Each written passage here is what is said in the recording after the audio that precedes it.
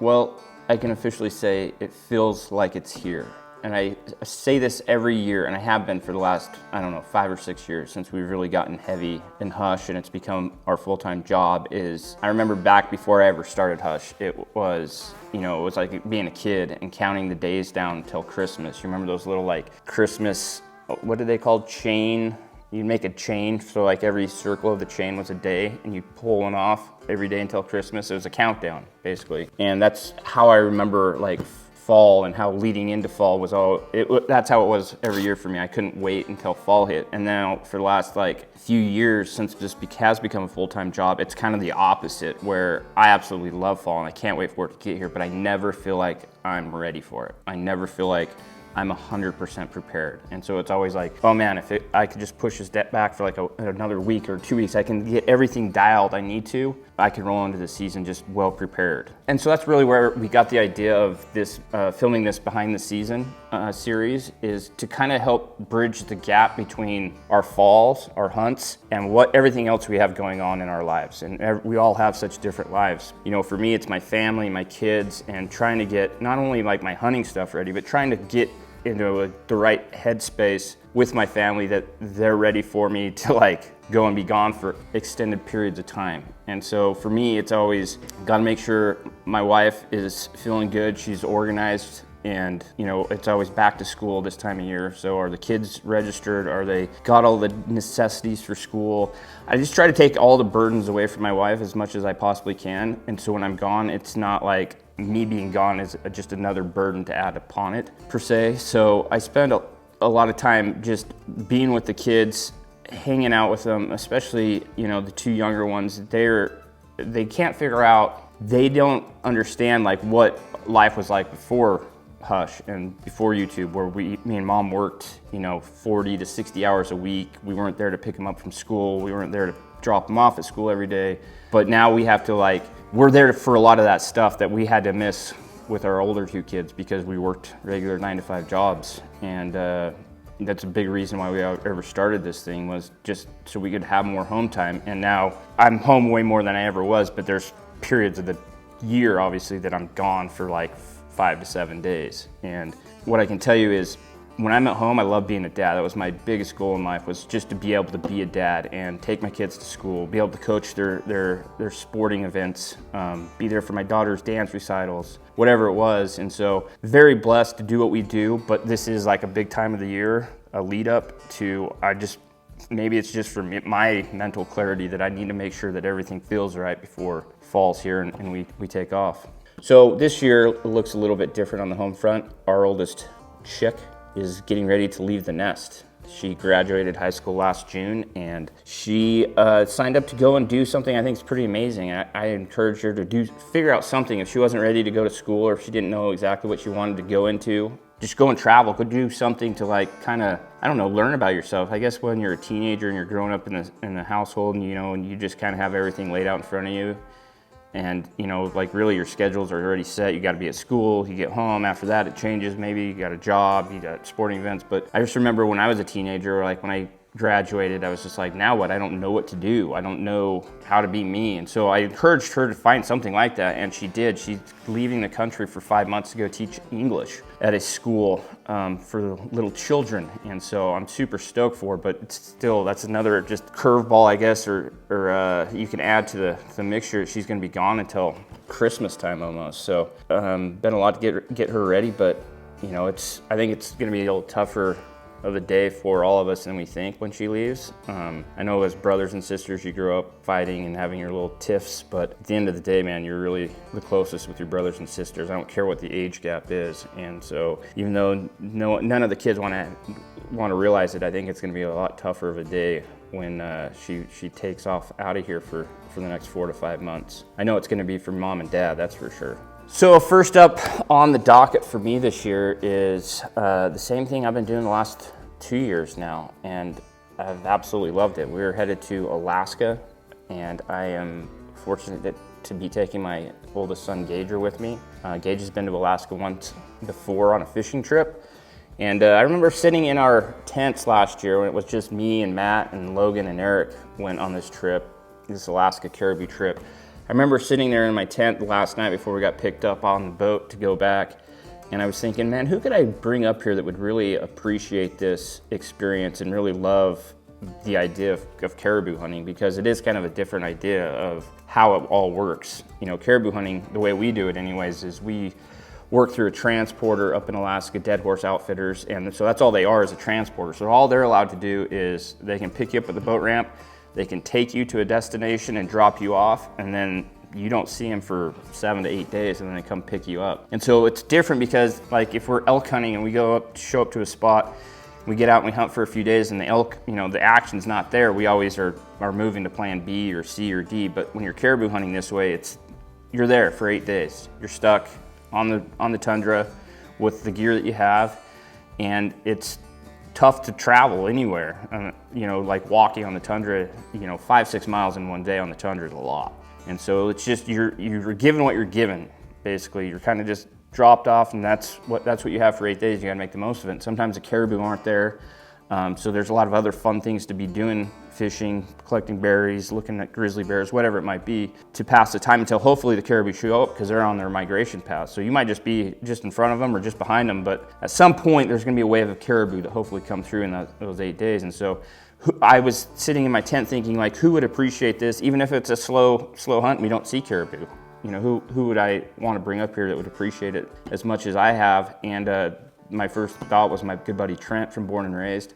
I proposed the idea as soon as I got home from that trip last year. I called Trent and I said, listen, me and you, Alaska next year, we're gonna take our kids. And so he was 100% down since day one. And so we've been planning this trip with Trent, and I'm so excited. It's, you know, gonna be me and my son Gage, and then it's gonna be him and his daughter Hudson. And Hudson has never been on a big game hunt.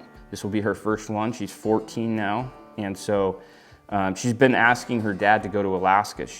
Even before this trip was planned, she wanted to go to Alaska at some point in her life. She wanted to go and experience that with her dad, and it just happened that I invited them, and now it's gonna be really fun to see not only my son Gage's experience on the tundra, but see Hudson and see them experience everything that Alaska has to offer. And hopefully we can find them some caribou and get them killed. And especially Hudson, hopefully, I mean, how cool would that be to say, your first big game animal was killed a caribou on the tundra of Alaska. I just know that Trent's gonna enjoy it as much as I do. Trent's a guy that, you know, I'm very similar with. We just try to take, you know, the bad situations, make them good. He's always got a positive attitude, and I think we're gonna have a lot of fun. We laugh a lot.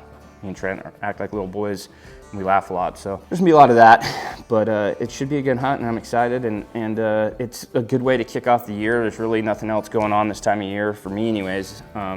Everything in Idaho doesn't open until the end of the month, so it's kind of like a start off to the season. This will be our 3rd year going up and doing it, and hopefully it's successful. But you know, we've done this, like I said, this will all be our 3rd year doing this exact trip. We did the very first trip with our good buddies at Weatherby. They had experienced this hunt the year before and invited us up, and so we went and did it. Me and Brian and Logan and Luke and Mac from Weatherby went with us. It was the 5 of us, and it was tough. It was a hard hunt. I missed a giant caribou, so I had my opportunity, and then we only ended up killing one other caribou in, you know, 6 or 7 days. But the experience for me was, I want to be in Alaska every year. I'm going to figure out a way to be in Alaska doing something. If it's just a fishing trip, if it's a hunting trip, if it's whatever it might be. I love Alaska. I can't believe I waited as long as I did to get up there for the first time. But then last year we went and did the trip, 2022.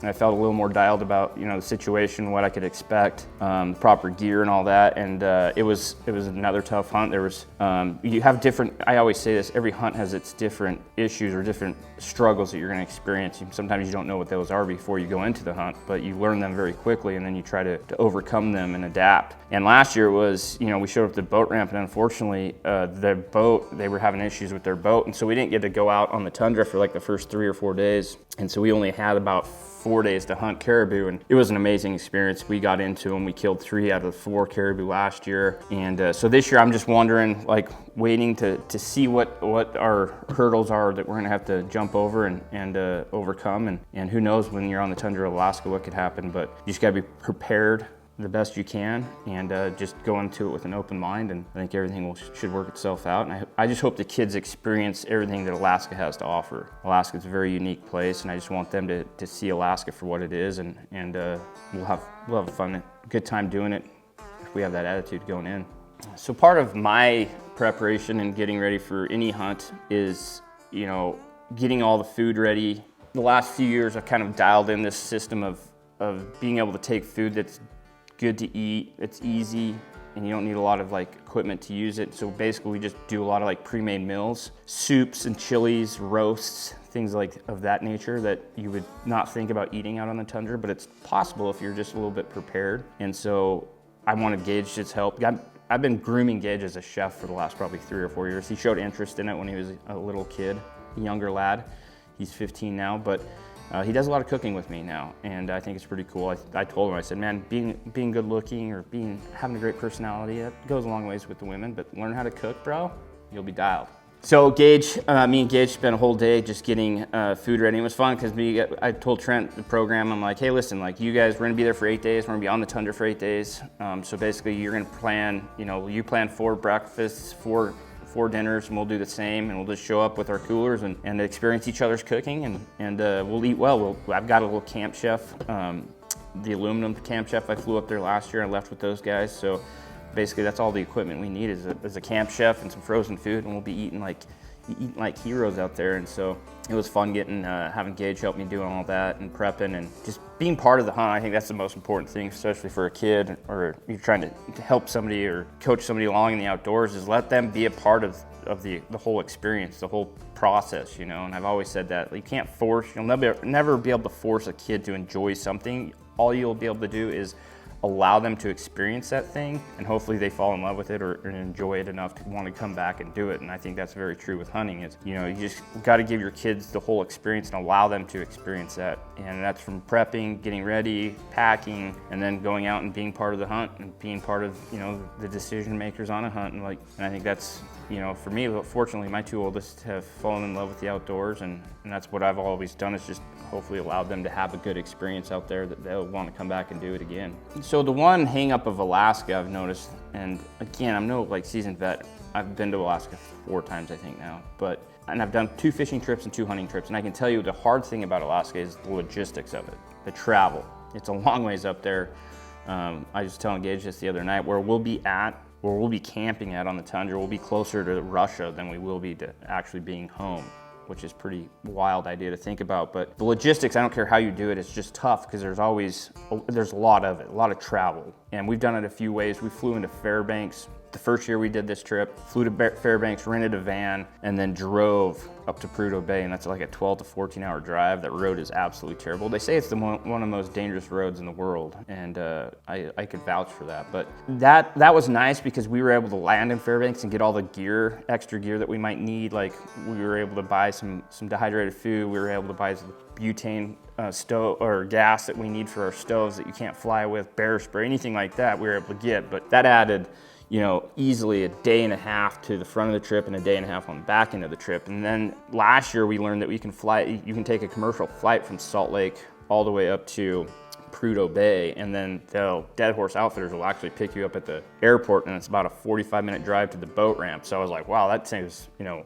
12 plus hours of driving, and I think that's the way to go. But it's still our flights are basically Salt Lake. We leave in Salt Lake at 10 a.m., fly to Seattle. We're in Seattle for a few hours, and then we fly to Anchorage. And there's no way, for whatever reason, I haven't found a way to get from Salt Lake to Prudhoe Bay in one day. So you go from Salt Lake to Seattle, Seattle to Anchorage. We have a layover overnight, so you gotta get a hotel, and then you fly out. We'll fly out super early, like 6:30 in the morning, and then get to Prudhoe Bay at like 8:30 or 9, and then they pick you up.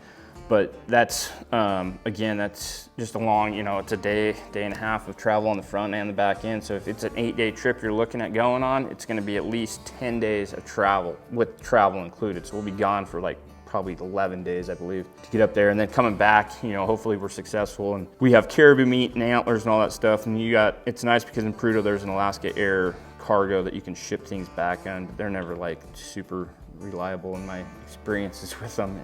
Stuff gets lost or hung up places. But so logistically it's just tough, but I think the more we do it, the more we're learning about it, and the better, like the best way to get up there is, I think, flying commercial all the way up there. And so that's what we're doing this year, but it's a lot of travel still. Again, adds 2 to 3 days on your trip. Guys, hopefully you enjoyed this episode of Behind the Season, and let us know, like always, if you guys have feedback for us, how to make this series better, maybe it's just perfect as is. Let us know in the comments down below, but we appreciate you guys watching, and trust me, we have some amazing, I hope we have some amazing films coming your way. This is the first one of the year. I hope it goes swimmingly for us. But yeah, we will start launching all the hunt videos here shortly. And so these behind the seasons are just lead ups to kind of give you guys a behind the scenes, an idea of what we're going through, both in the business and at home, and how all this comes to collide together in the fall so we can go out and make some of the best hunting films hopefully out there, and that you guys will enjoy. But we just wanted to give you a kind of a sneak peek of what we have going on right now. And then here shortly, we're gonna start releasing the film. So everything I'm talking about on this caribou hunt, you guys are gonna watch here shortly. So appreciate you guys watching, appreciate the support. Come back next week for another Behind the Season.